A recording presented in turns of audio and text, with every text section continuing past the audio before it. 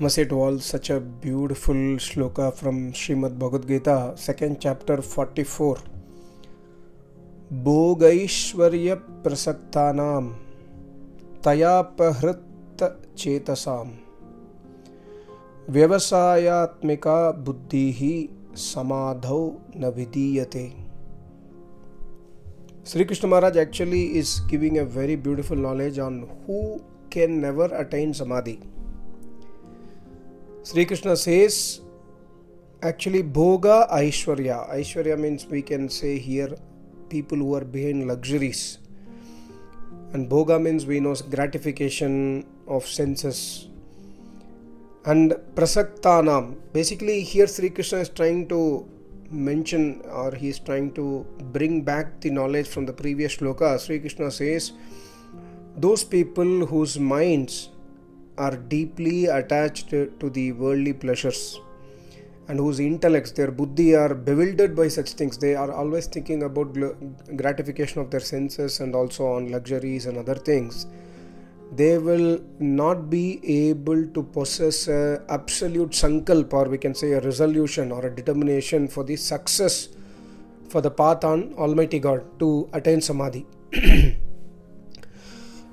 My Acharya ji has beautifully explained this shloka. I tried to read this shloka from the other Gita also, but my Acharya really beautifully explains this shloka with the quality of souls.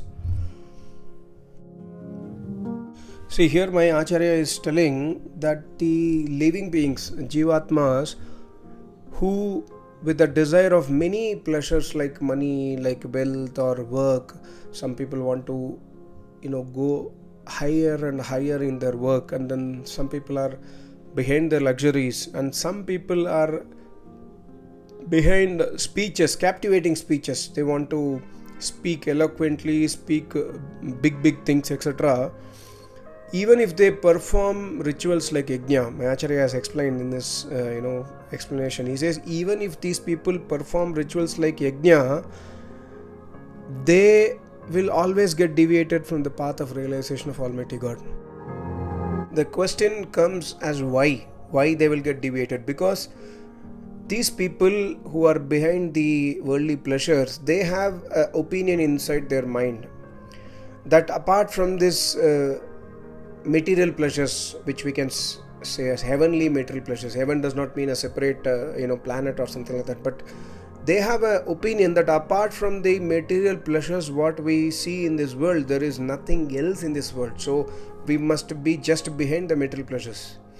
And also what they do in order to attain these worldly pleasures, they imagine various kinds of deeds. Those deeds, we can say that they are self-made deeds. Self-made deeds means we can say Murti Puja, or some people are doing fastings for Tuesdays, fasting on Saturdays, some different types of vratas. Some people are standing on water, some people are walking on fire, some people are doing this homa, Hanuman Chalisa homa, Durga homa, Chandi homa, different types of tarpanas, different types of worship of Almighty God, different types of shraddhas. So these kind of deeds are called as, we can say self-made rituals. So these people they want materialistic desires to get fulfilled, and to get these things fulfilled, they start doing every type of deed. Even they will create their own imaginary Almighty God and then start worshipping that Almighty God. So here Sri Krishna says the intelligence of such a creature is not suitable for samadhi. That is, he can never attain Almighty God. Extremely important.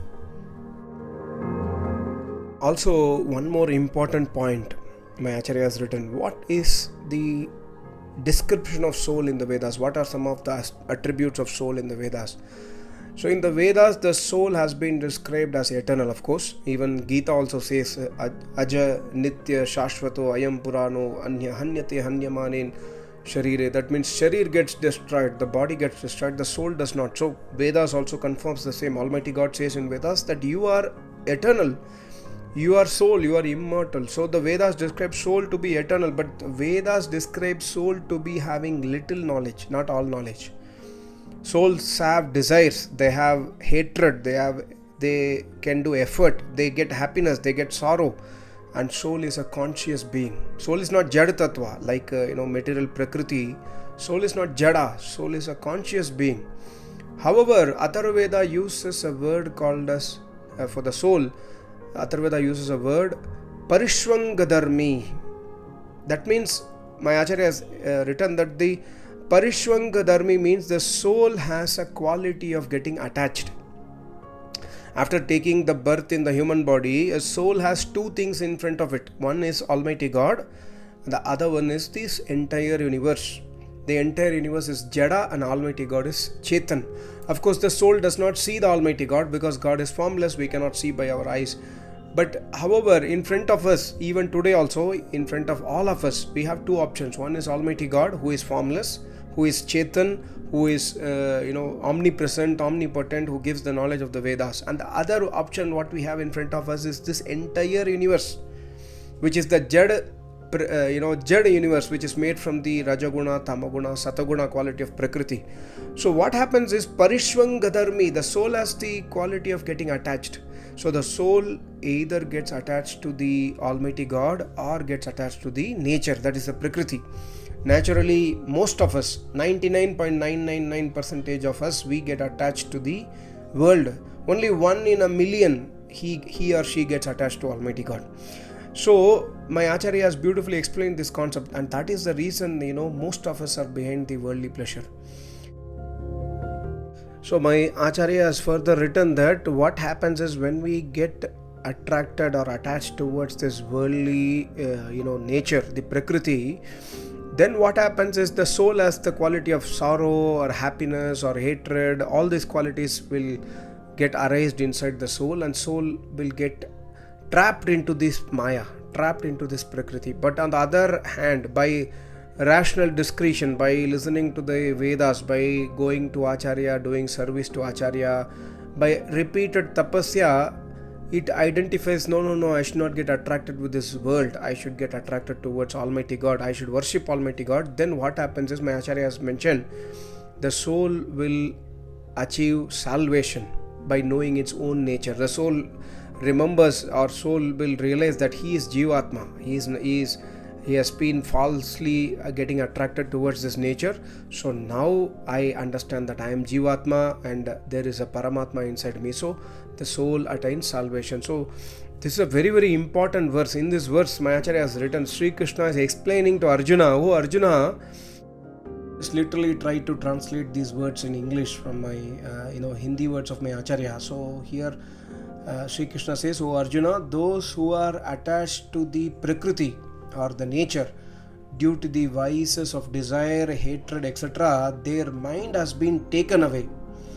Apahara chetasam, the Shloka says, by the fabricated flowery speeches, by false speeches, contrary to the truth of the Vedas, for the attainment of the worldly pleasures, luxuries, heavens, etc., and they are attached to the worldly pleasures, and because of this, they are unable to disconnect from Prakriti. They consider that the worldly pleasures to be the aim for the ultimate happiness. Hence, those who have lost their minds through the tempting and eloquent speeches, and thus Bhoga Aishwarya Prasaktanam, are engaged in enjoyment and luxuries. These people do not have a determined intellect to do yoga abhyas and to attain samadhi. For them, the attainment of enjoyment and wealth is their ultimate destination. Therefore, they remain extremely busy in earning pleasures and luxuries through paths against Vedas and also self-conceived paths. And this misconception, which has been spreading since the time of Gita, has today trapped almost the entire country in its web of illusion. How beautifully written. Here again I have been trying to translate the words of my Acharya, because extremely powerful words in Hindi I have tried my best to do in English. So my Acharya writes, most of the present saints are accumulating wealth and enjoyment by criticizing the Vedas and by proving their own fabricated methods of the anti-Vedic worship like Guru Puja, etc. as true. Men and women keep performing different types of pujas, yajnas, and havans just to fulfill their desires for the enjoyment of things, and by getting trapped in such a worldly desires and in seductive words, they forget the Vedic yajna, yoga practice, and devotion for attaining salvation, and thus life gets destroyed. In the Vedas, the king is said to be knowledgeable of all the four Vedas. However, today the leaders, being almost devoid of knowledge of the Vedas, often go to hypocritical saints, thereby indirectly forcing the public to go to those saints that has established an empire of pleasures and luxury which is increasing continuously on a daily basis. Big leaders can even be seen dancing with these saints. These same leaders sometimes declare the Vedas to be true and also cheerfully side with the hypocrites for their votes. Such an intellect is called by Sri Krishna in this shloka as an indecisive intellect which desires only worldly pleasures, which sometimes believes God as real, sometimes as formless out of selfishness, and sometimes as something else, etc. And by following the same leaders, the entire people also get entangled in hell-bound sorrows, ignorance, and suffers from injustice. Here ignorance means avidya, my acharya has explained. So avidya, actually we cannot say exact translation is ignorance, but there is no other word for avidya in English. Avidya, you know the depth of avidya. So we must try to stay away from these people. We must try to always take the shelter of Vedas and yoga acharyas and Veda acharyas. I think Sri Krishna has actually forecasted what is going to happen in future and beautifully given this shloka, both Sri Krishna and Vyasmuni. I hope you understood. Thank you so much. Namaste. Om.